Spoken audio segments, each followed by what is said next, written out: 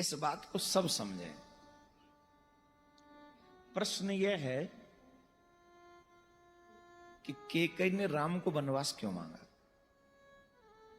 अब एक और प्रश्न मैं इसमें जोड़ रहा हूं, केकई ने राम को वनवास मांगा कि राम ने केकई से वनवास मांगा।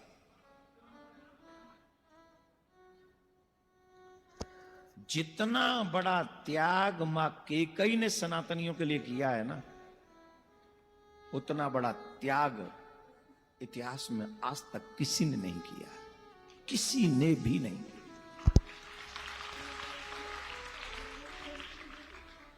आप भगवान श्री राम की इस लीला को समझें।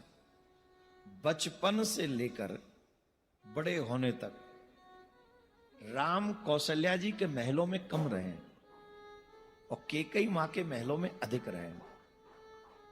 और सबसे ज्यादा भगवान श्री राम ने जो प्रेम किया है ना किसी से माओ में, वो केकई मां से किया। सबसे ज्यादा प्रसन्नता, एक उदाहरण देता हूं मां केकई का। जिस समय राम जी का विवाह हुआ, मुख दिखाई चल रही थी, और जब मुख दिखाई चल रही थी तो सीता मां आई थी ना, तो उनको मुख दिखाई में कुछ तो देना ही होता है। दशरथ जी महाराज भी इन तीनों में सबसे ज्यादा स्नेह केकई से ही करते थे।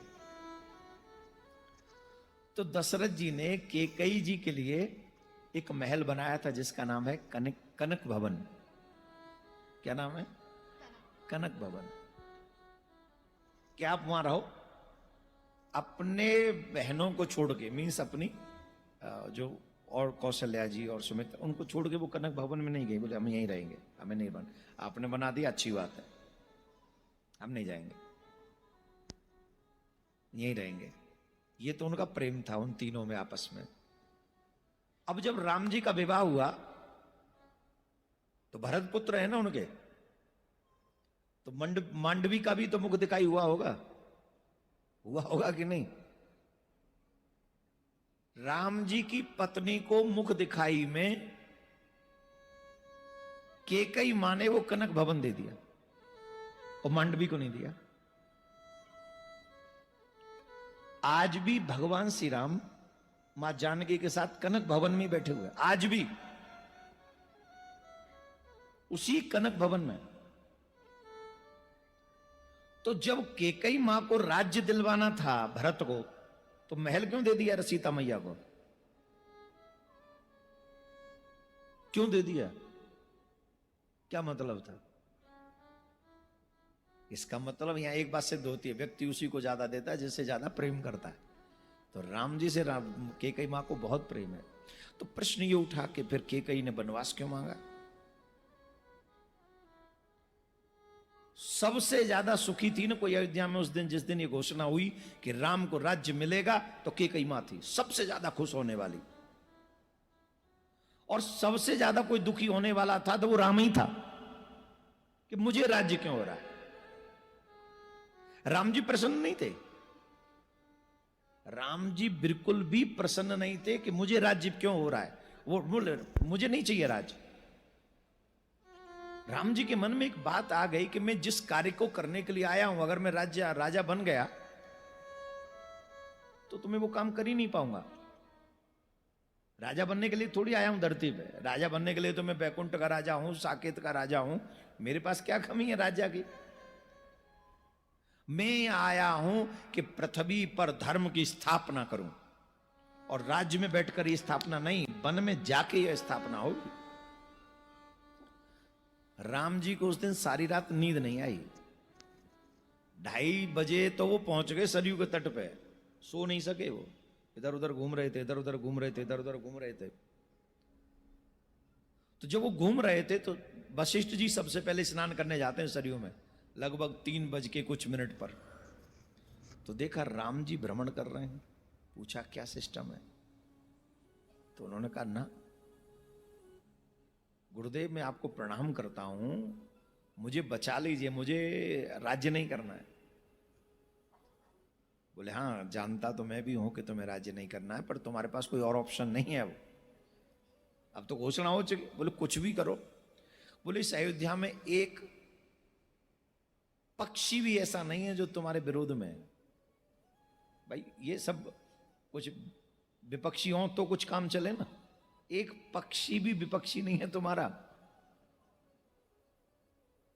बोले नहीं, कुछ तो बताओ, आप गुरु हैं, आप ही मार्ग बता सकते हैं।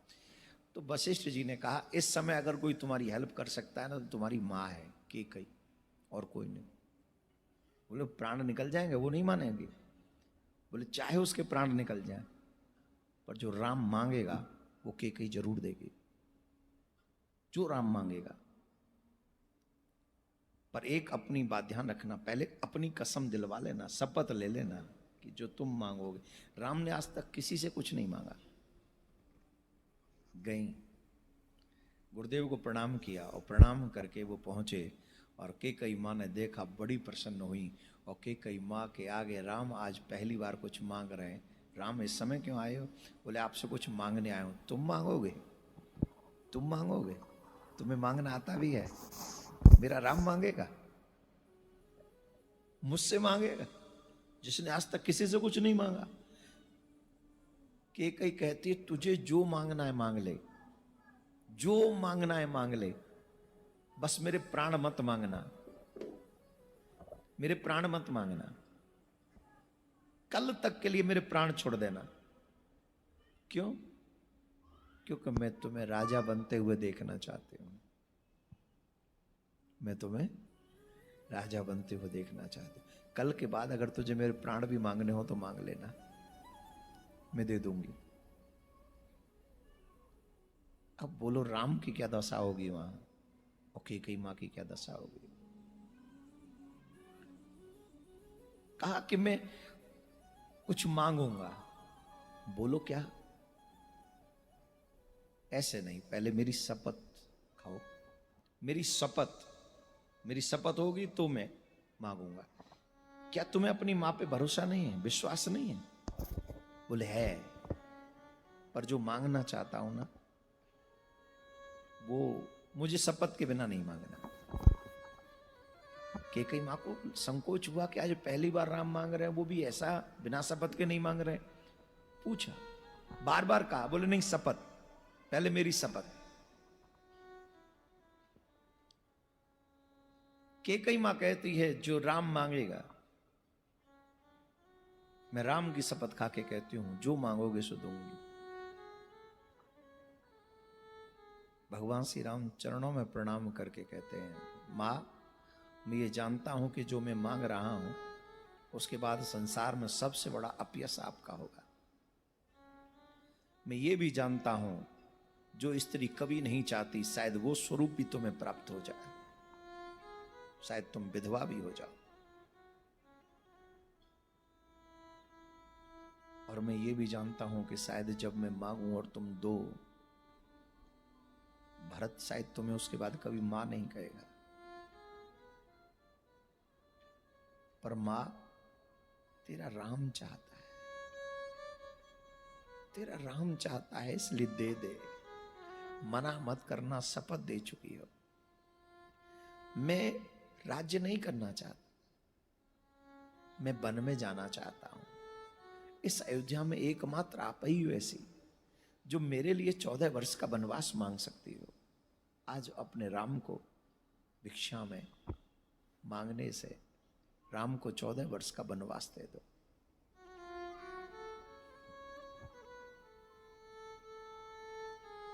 कैकई मां की क्या दशा होगी भला, कौन सी वाणी इसका वर्णन कर सकती है।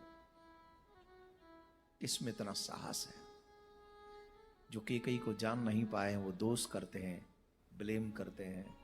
पर कैकई ने कहा था, मुझे इस बात का दुख नहीं है कि मैं विधवा हो जाऊंगी, मुझे इस बात का भी दुख नहीं है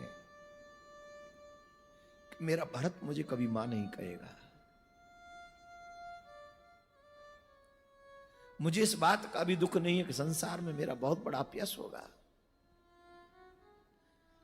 मुझे दुख तो सिर्फ इस बात का है कि मेरा राम वन में कैसे रहेगा, वो बन के दुख कैसे सहेगा। इतना सुकोमल राम नहीं, तुम एक काम करो राम, मेरे प्राण मांग लो, वनवास मत मांगो अपने लिए, अपने लिए वनवास मत मांगो, मैं नहीं कर पाऊंगी। मेरे प्राण मांग लो, वो इजी जॉब है, वो इजी काम है। मेरे प्राण मांगो, राम बन को जाए, मेरा राम बन को जाए। अब बताइए, जिस मां को इस बात का दुख नहीं है कि विधवा हो जाएगी, राम की खुशी कर लो। भरत कभी मां नहीं कहेगा, कोई बात नहीं। दुख किस बात का है? मेरे राम के वो चरण जो कोमल हैं, वो पृथ्वी पे कैसे रखे जाएंगे? राम वन में कैसे रहे? राम झोपड़ी में कैसे रहे? कभी कभी तो मेरे मन में आता है कि कहीं नहीं होती तो राम राम नहीं होते हैं।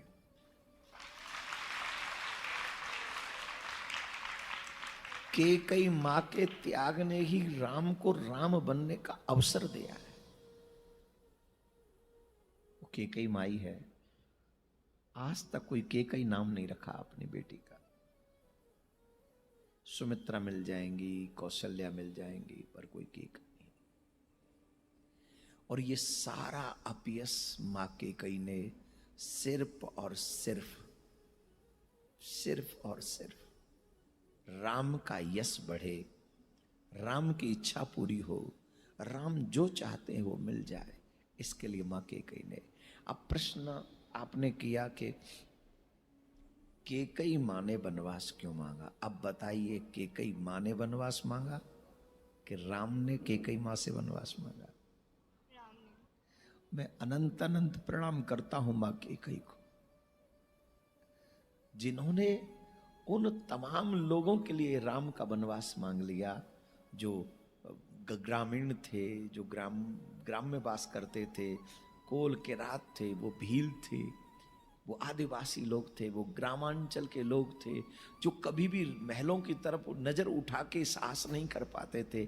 उन पशु पक्षियों को भी, बानरों को भी राम का दर्शन करने का सौभाग्य अगर किसी ने दिलाया तो वो मां कई ने दिलाया। इसलिए हम उनको नमन करते,